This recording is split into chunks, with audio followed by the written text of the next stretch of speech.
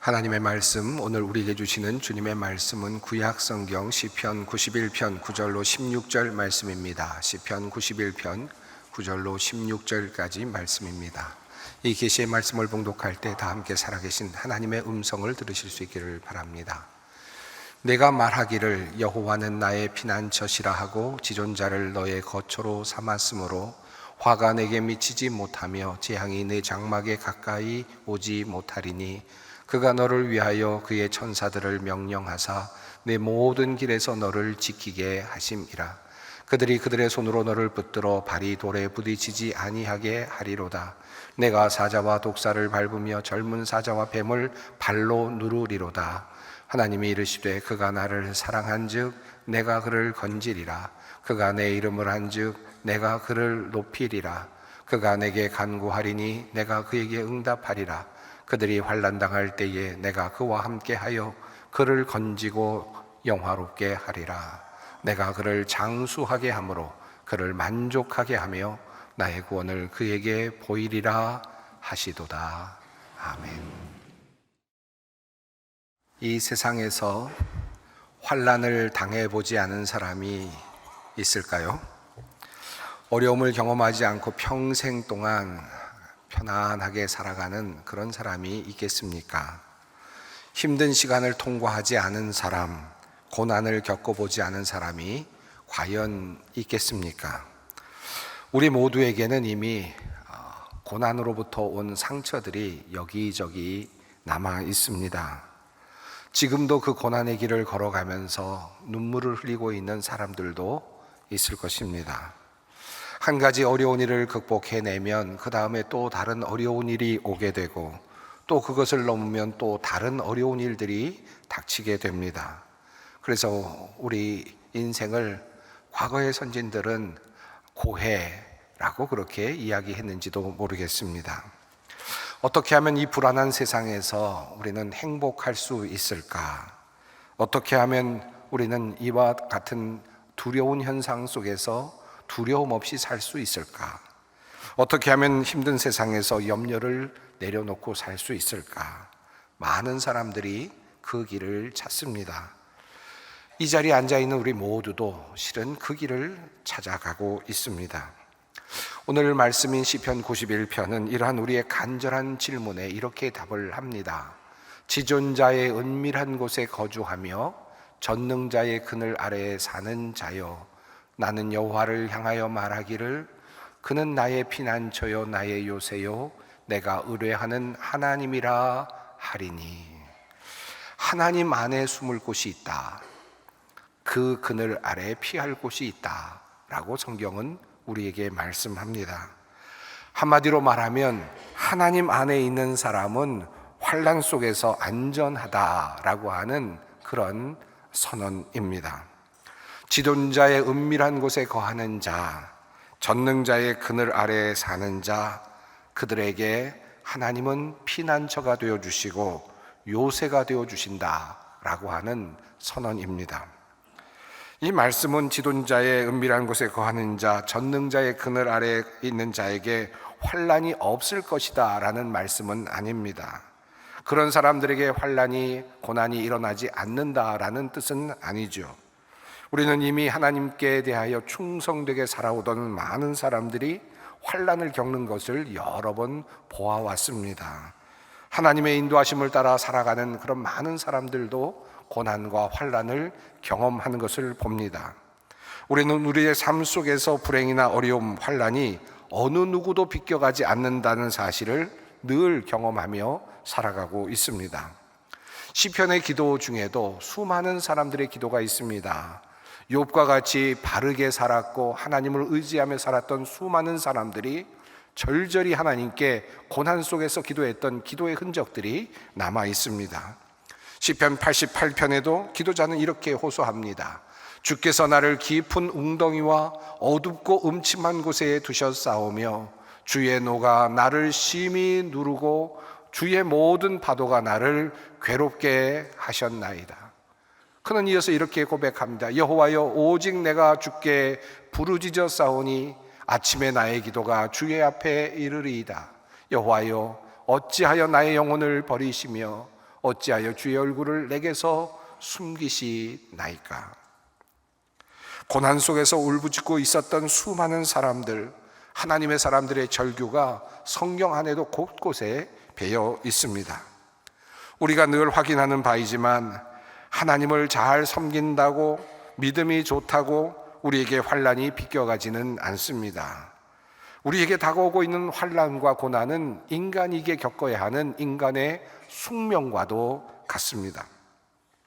그렇다면 오늘 시편의 기도자는 왜 지존자의 은밀한 곳에 거하는 자는 안전하다라고 그렇게 말을 하고 있는 것일까요? 하나님께서 그러한 사람들에게 요새가 되어주시고 피난처가 되어주신다라고 왜 그는 그렇게 당당하게 이야기를 할 수 있는 것입니까? 그저 허망한 소리입니까? 잘 모르고 하는 말일까요? 그냥 그렇게 말하고 살면 마음이라도 편안해질 것 같아서 그렇게 하는 말이겠습니까? 오늘 본문을 자세히 보면 오늘 기도자의 현실은 이미 어렵고 힘든 상황입니다. 3절입니다. 이는 그가 너를 새 사냥꾼의 올무에서와 심한 전염병에서 건지실 것임이로다. 이 말씀은 하나님께서 새 올무에 우리로 하여금 걸리지 않게 해주시겠다, 미리 방어해 주시겠다, 예방해 주시겠다라고 하는 의미가 아닙니다. 전염병에 걸리지 않도록 그렇게 막아주시겠다라고 하는 뜻이 아닙니다. 이미 사냥꾼의 올무에 걸려 있는 상태입니다. 전염병에 노출되어 있는 상태입니다. 사냥꾼의 올무에서라는 표현이 나오는 시편 124편, 그곳에는 이렇게 분명하게 그 상황을 이렇게 묘사합니다. 우리의 영혼이 사냥꾼의 올무에서 벗어난 새같이 되었나니 올무가 끊어짐으로 우리가 벗어났도다. 우리의 도움은 천지를 지으신 여호와의 이름에 있도다. 이미 올무에 걸려서 지금 꼼짝달싹할 수 없는 상태에 있습니다. 그런데 하나님께서 그 올무에서 그 모든 올무들을 하나님께서 끊어내어 주시고 벗어나게 해주신다라는 것입니다. 그래서 그는 고백합니다. 하나님께서 우리의 도움이 되신다라고 그렇게 말을 하는 것입니다. 하나님은 우리가 사냥꾼의 올무에 걸려서 꼼짝하지 못하게 되었을 때 그 올무의 끈들을 끊어주시면서 그 올무에서 벗어나게 해주신다라는 고백입니다. 누구에게 말입니까? 지존자의 은밀한 곳에 거하는 자들에게, 전능자의 그늘 아래 거하는 자들에게 말입니다. 자, 그렇다면 누가 지존자의 은밀한 곳에 거하는 자입니까? 전능자의 그늘 아래 사는 사람은 어떤 사람일까요? 지존자의 은밀한 곳은 과연 어디일까요? 전능자의 그늘은 어디입니까? 여러분은 그 자리에 지금 들어가 계십니까? 예루살렘 성전 안, 그것도 그 깊숙이 지성소 아닐까요? 날마다 새벽에 기도하고 금식하며 살아가는 경건한 사람들의 자리, 그 자리일까요? 그런 곳에서 살아가는 사람들이 전능자의 그늘 아래 거하는 사람들일까요?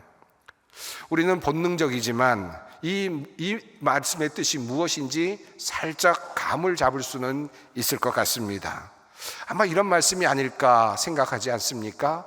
하나님과의 깊은 교제를 나누며 살아가는 사람, 하나님과 영적인 친밀감 속에서 살아가는 사람들, 바로 그런 사람들이 전능자의 그늘 아래 거하는 사람이겠다라는 그런 생각이 들지요. 그래서 그런지 웨슬리와 같은 목회자는 이 부분을 해석하면서 이 말씀은 영적으로 성숙한 사람들에게 주시는 하나님의 말씀이다 라고 그렇게 해석을 하기도 했습니다. 하나님과 영적인 친밀감을 가지고 살아가는 사람들은 환난이 왔을 때나 고난이 왔을 때 어떻게 행동할까? 오늘 본문 속에서 우리는 그 비밀을 알 수 있습니다. 오늘의 본문은 크게 화자가 3번 바뀌는 구조로 되어 있습니다. 주어가 3번 바뀌어가면서 진행이 되는데요, 흥미로운 전개입니다. 2절에서 나는 이라고 하는 1인칭 단수가 사용되고 3절부터는 13절까지 너는 이라고 하는 2인칭 단수가 또 사용이 되고요, 14절 이후부터는 하나님께서 이르시되 라는 말씀으로 하나님이 주어가 돼서 말씀하시는 내용으로 표현이 바뀌어지고 있습니다. 이 전개 과정을 좀 유심히 살펴볼 필요가 있습니다. 우선 고난과 환난 속에 있는 사람이 먼저 나라고 하는 주어로 등장을 합니다.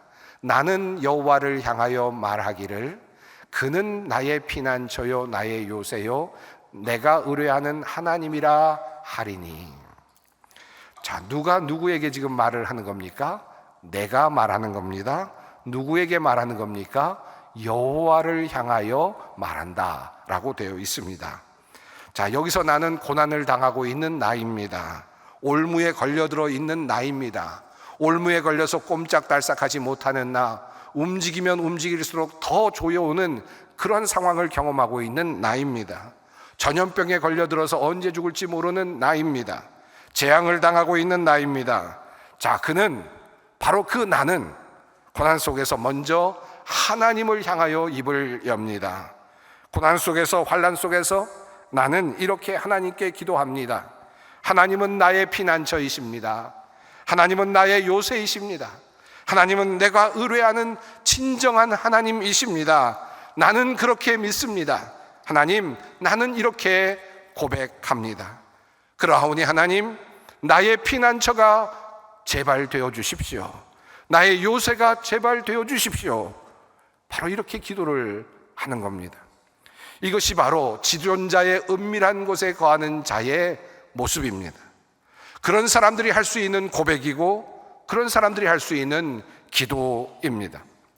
시편에는 이와 비슷한 기도들이 여러 곳 나타납니다.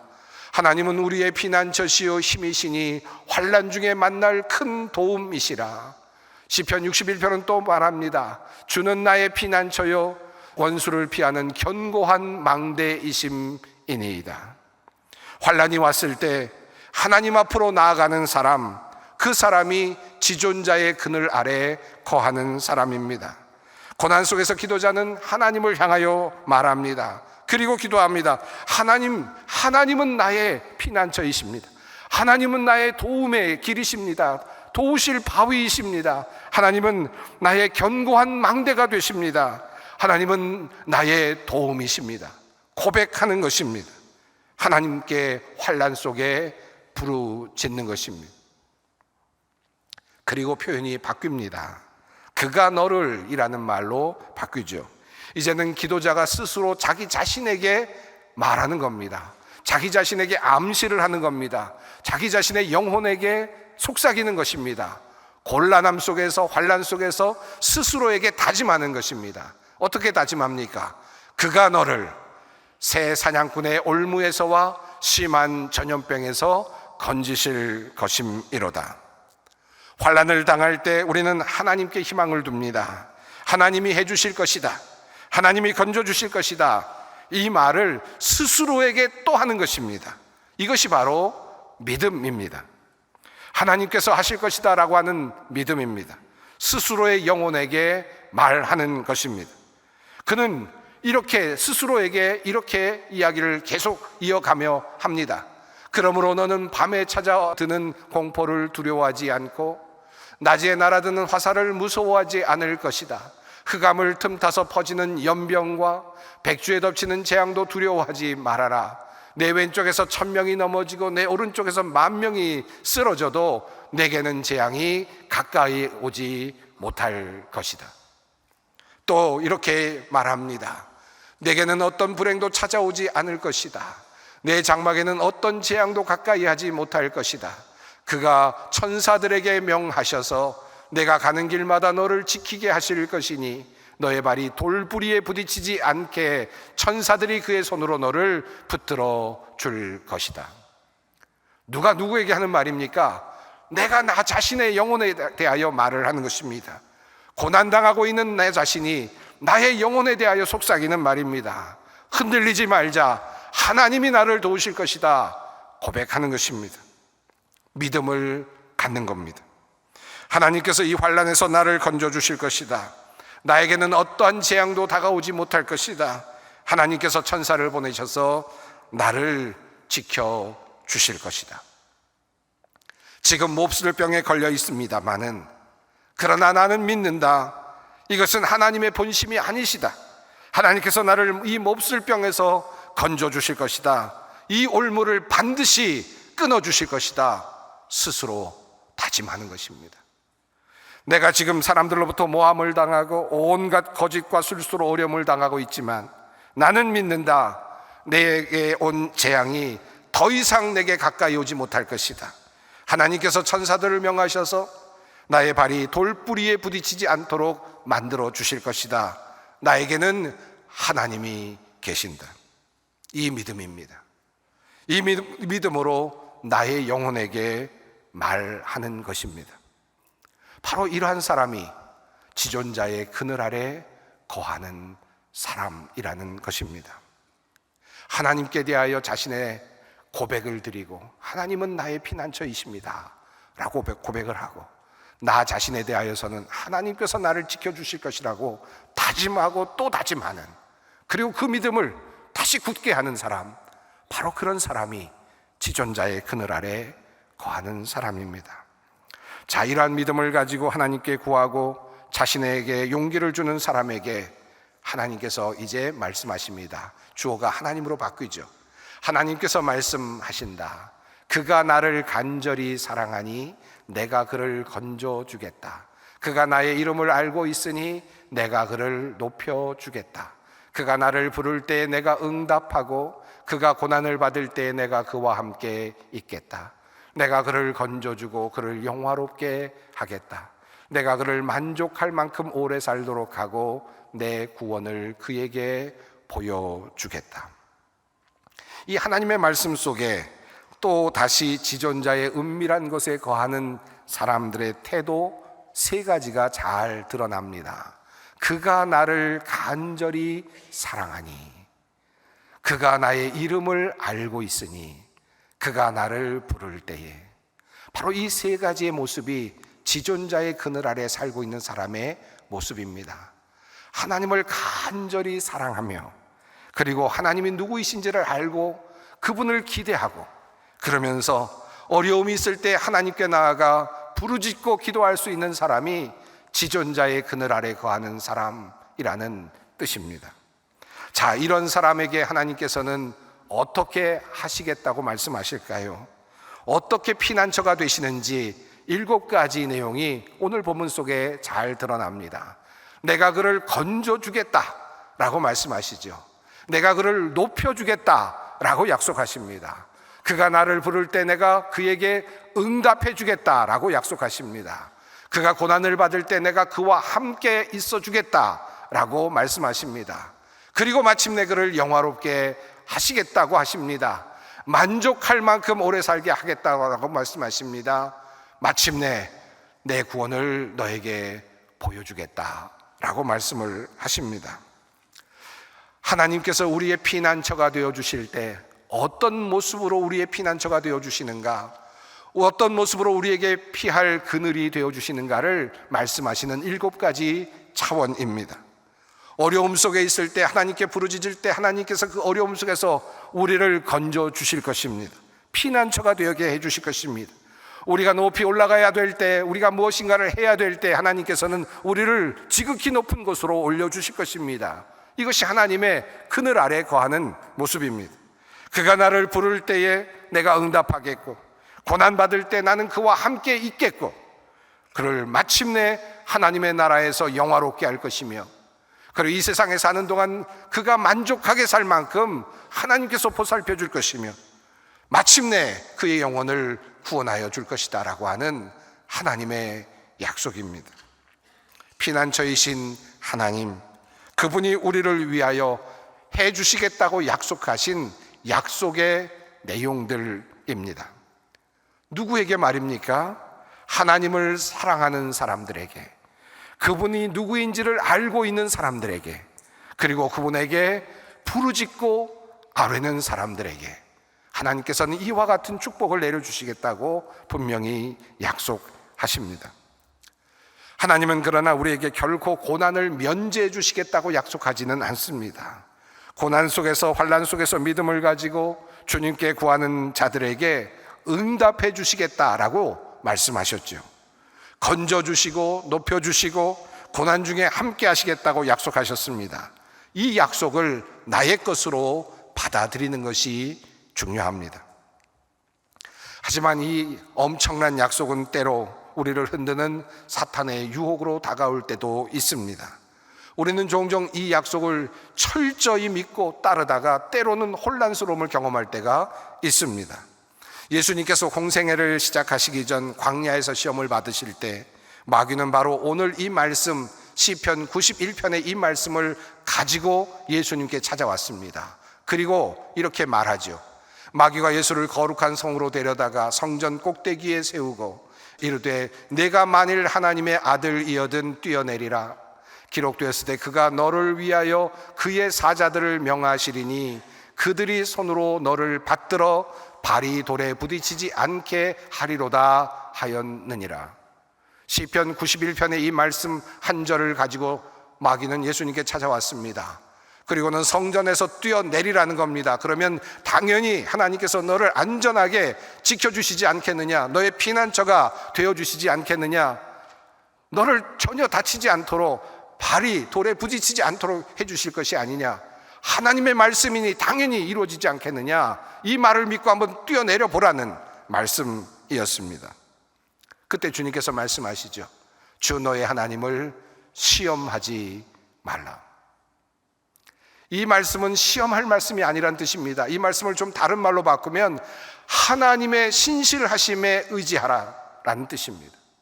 하나님을 시험하려고 들지 말고 혹시라도 어렵고 힘든 일이 생겼을 때, 그리고 이 말씀처럼 이루어지지 않고 더디게 이루어지는 것처럼 느껴질 때, 아니 하나님께서 나의 그 고난 속에서 어떤 반응도 하시지 않는 것 같이 느껴질 때, 그때에는 하나님의 신실하심에 대해서 깊이 생각해야 된다라는 말씀입니다. 오늘 본문 말씀 속에도 같은 내용이 나옵니다. 시편 91편 4절이죠. 그의 진실함은 방패와 손방패가 되시나니. 어떤 일이 닥쳤을 때, 고난이 닥칠 때, 그러나 그 고난이 기도해도 면제되지 않는 것 같고 하나님께서 나와 함께하지 않는 것 같은 그런 일이 벌어질 때, 믿음이 약해질 때, 하나님께서 나의 피난처가 되신다는 그 믿음이 약해지고 흔들릴 때, 하나님께서 함께하신다는 그 느낌이 들지 않을 때, 그때 우리가 가져야 될 방패는 바로 하나님은 진실하시다라고 하는 믿음입니다. 하나님은 신실하시다. 비록 지금 이 자리에서 하나님께서 나의 고난을 면제해 주지 않으시지만 그럼에도 불구하고 나는 하나님의 진실하심을 믿는다. 바로 이것이 하나님의 지존자의 그늘 아래 거하는 사람의 모습입니다. 지금 당장은 하나님의 역사하심이 보이지 않아도 진실하신 주님을 의지하는 것입니다. 하나님의 진실하심이 나의 믿음의 방패가 되도록 하는 것입니다. 지난 주일에도 말씀을 잠시 드렸습니다만 요셉의 경우를 다시 생각해 봅니다. 애굽으로 팔려가는 환난을 당하죠. 모함을 받고 감옥으로 끌려가는 고난을 당합니다. 하나님은 나의 피난처요 나의 바위이신데 왜 이렇게 하시는가? 요셉은 이해할 수 없었지만 결국 하나님의 역사는 도리어 더 큰 섭리로 나타났습니다. 고난까지도 사용하시는, 우리의 환난까지도 하나님의 뜻을 이루는 데 사용하시는 하나님을 봅니다. 예수님께서 마귀의 시험을 이기시고 그리고 공생애를 모두 마치신 후에 마지막 자리에 오르셨을 때 예수님은 십자가 위에 계셨습니다. 십자가 위에서 고난을 당하실 때 사람들이 말합니다. 다른 사람들은 구원하였을 때 자기 자신은 구원하지 못하는도다 라고 그렇게 비난하고 놀릴 때, 죽음의 자리에 들어갈 때 하나님께 그는 의탁합니다. 아버지여, 나의 영혼을 아버지께 의탁합니다. 진실하신 하나님께 모든 것을 의탁했습니다. 하나님은 진실하시다. 예수 그리스도께서 십자가에 달려 돌아가시고 그리고 죽음에까지 이르시는 그 순간까지도 예수 그리스도께서는 하나님의 진실하심을 놓지 않았습니다. 하나님은 진실하시다. 이것이 그의 믿음이었습니다. 오늘 이 자리에서 주님께서 말씀하십니다. 수고하고 무거운 짐진 자들아 다 내게로 오라. 내가 너희를 쉬게 하리라. 평안을 너희에게 끼치노니 곧 나의 평안을 너희에게 주노라. 내가 너희에게 주는 것은 세상이 주는 것과 같지 아니하니라. 너희는 마음에 근심하지도 말고 두려워하지도 말라. 사랑하는 성도 여러분, 환난 가운데 있습니까? 나에게 오라 말씀하시는 그 주님께로 나아가십시다. 나의 피난처가 되시는 주님, 나의 요새가 되시는 그 주님께로 우리 함께 나아가십시다. 그분은 우리를 건지시고 우리를 높이시고 우리를 구하시며 고난 가운데 함께 하시며 우리를 영화롭게 하시고 우리를 마침내 구원에 이르도록 하실 것입니다. 이 믿음으로 환난 속에서 고난 속에서도 믿음을 지키는 모든 주님의 성도님들, 소망의 성도님들 되시기를 바랍니다. 기도하겠습니다. 사랑의 하나님, 날마다 파도처럼 닥쳐오는 고난 속에서 눈물을 흘리는 이들을 불쌍히 여겨 주시옵소서. 두려워하는 이들을 긍휼히 여겨 주시옵소서. 내게로 오라 말씀하시는 주님께로 나아가게 하시고 피난처 되시는 주님께 부르짖게 하시옵소서. 주님께서 나의 도움이 되심을 믿게 하시고 더디더라도 진실하신 주님 생각하며 인내하며 견디게 하시옵소서. 마침내 우리를 영원한 나라로 이끄시고 영화롭게 하시며 구원하실 우리 주 예수 그리스도의 이름으로 기도드립니다. 아멘.